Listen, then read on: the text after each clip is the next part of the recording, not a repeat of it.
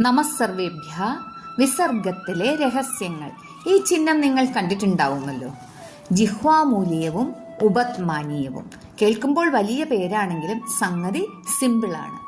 നമ്മുടെ വിസർഗമില്ലേ, അത് ക അല്ലെങ്കിൽ ഖ എന്ന അക്ഷരങ്ങൾക്ക് മുൻപിൽ വന്നാൽ അതിനെ ജിഹ്വാമൂലീയം എന്ന് വിളിക്കും. ഉദാഹരണത്തിന് ബാലഹ്, കരോതി. ഇവിടെ വിസർഗം പൂർണ്ണമായി ഉച്ചരിക്കാതെ നാക്കിന്റെ ചുവടുകൊണ്ട് ഒരു ചെറിയ ശ്വാസം പോലെ ഉച്ചരിക്കണം. ബാലഹ് കരോതി. ഇനി ഇതേ വിസർഗം പ അല്ലെങ്കിൽ ഭ എന്നിവയ്ക്ക് മുന്നിൽ വന്നാലോ അതിനെ ഉപത്മാനീയം എന്ന് വിളിക്കും. ഉദാഹരണം വൃക്ഷഫ് പതതി. ഇത് ഉച്ചരിക്കുമ്പോൾ ചുണ്ടുകൾക്കിടയിലൂടെ വായു ഊതി വിടുന്നത് പോലെയാണ് തോന്നുക. ഏകദേശം ഇംഗ്ലീഷിലെ എഫ് സൗണ്ട് പോലെ. വേദപാരായണത്തിലും ശുദ്ധമായ സംസ്കൃതത്തിലും ഈ മാറ്റങ്ങൾ വളരെ പ്രധാനമാണ്.